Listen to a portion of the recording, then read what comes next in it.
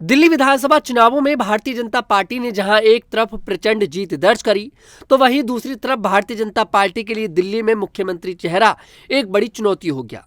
यहां पर नई दिल्ली सीट से अरविंद केजरीवाल को हराने वाले प्रवेश वर्मा का नाम सबसे ज्यादा सुर्खियों में था कि प्रवेश वर्मा को भारतीय जनता पार्टी इस बार दिल्ली का मुख्यमंत्री घोषित कर सकती है। लेकिन खबर है कि प्रवेश वर्मा को दिल्ली का मुख्यमंत्री न बनाकर यहां पर किसी और चेहरे पर बीजेपी दांव चल सकती है। उसका सबसे बड़ा कारण है कि प्रवेश वर्मा के पिता दिल्ली के मुख्यमंत्री रह चुके हैं। ऐसे में भारतीय जनता पार्टी अगर प्रवेश वर्मा को दिल्ली का मुख्यमंत्री बनाती है तो बीजेपी के ऊपर परिवारवाद का आरोप लग सकता है। वहीं इसी साल बिहार का विधानसभा चुनाव होने वाला है।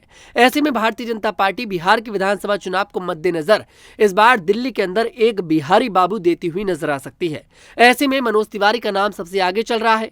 चर्चा है कि भारतीय जनता पार्टी मनोज तिवारी को दिल्ली का मुख्यमंत्री घोषित कर सकती है, क्योंकि दिल्ली के अंदर भारतीय जनता पार्टी ने यहाँ पर जो पूर्वांचलियों के दम पर सरकार बनाई है, ऐसे में पूर्वांचलियों को खुश करने के लिए बीजेपी अगर मनोज तिवारी को मुख्यमंत्री बनाती है तो एक तीर से दो निशाने छोड़ती हुई नजर आएगी।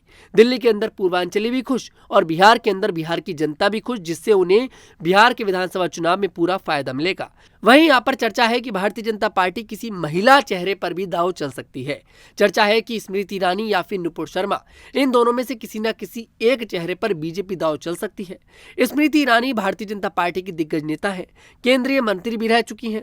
ऐसे में अगर बीजेपी ने स्मृति ईरानी की एंट्री दिल्ली के अंदर कराई तो बीजेपी को एक बड़ा फायदा महिलाओं के तौर पर मिल सकता है। महिला को वोट भारतीय जनता पार्टी आने वाले समय में दिल्ली बिहार के अंदर भी बटोरती हुई नजर आ सकती है। अगर भारतीय जनता पार्टी ने स्मृति ईरानी या फिर नुपुर शर्मा के नाम पर दांव चला तो बीजेपी को आने वाले समय में जो बिहार का विधानसभा चुनाव होगा उसमें भी पूरा महिलाओं का साथ मिलता हुआ नजर आएगा। वहीं यहाँ पर अगर बात करी जाए और भी विधायकों की जिन्होंने इस बार जीत दर्ज करी है तो यहाँ पर शिखा रॉय का नाम सबसे ज्यादा आगे चल रहा है, जिन्होंने जीत दर्ज करी है दिल्ली के अंदर। चर्चा है कि भारतीय जनता पार्टी उन पर भरोसा जता सकती है। वहीं यहाँ पर दुष्यंत गौतम के नाम की चर्चा चल रही है। दुष्यंत गौतम एक दलित चेहरा है और भारतीय जनता पार्टी दिल्ली के अंदर एक दलित चेहरा देना चाहती है। बीजेपी चाहती है कि इस बार दिल्ली के अंदर दिल्ली वासियों को एक दलित चेहरा मिले और दिल्ली में दलित चेहरा ही मुख्यमंत्री बने। ऐसे में दुष्यंत गौतम का नाम भी सबसे ज्यादा आगे चल रहा है। वही चर्चा ये भी है कि भारतीय जनता पार्टी पंजाब के चुनावों को मद्देनजर रखते हुए दिल्ली में मुख्यमंत्री भी बना सकती है।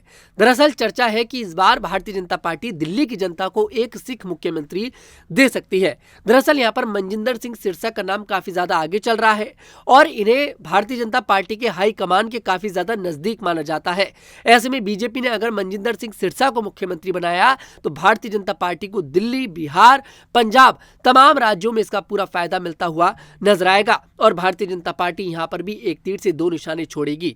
लेकिन आप ये तय समझिए कि यहाँ पर प्रवेश वर्मा के नाम पर मोहर शायद ना लगे, क्योंकि जैसे कि और तमाम राज्यों में देखने को मिला, जिन नामों की सबसे ज्यादा चर्चा होती है भारतीय जनता पार्टी आखिर में आकर सभी को चौंका देती है और बीजेपी ने 10 दिन का समय मांगा है। ऐसे में भारतीय जनता पार्टी को अगर प्रवेश वर्मा को ही मुख्यमंत्री बनाना होता तो भारतीय जनता पार्टी 10 दिन का समय क्यों मांगती। खैर, देखते हैं कि आखिरकार बीजेपी दिल्ली का मुख्यमंत्री किसे बनाती है। यहाँ पर दिल्ली के अंदर प्रवेश वर्मा का यहाँ पर पत्ता कटेगा या फिर प्रवेश वर्मा के हाथों में दिल्ली की सत्ता आएगी।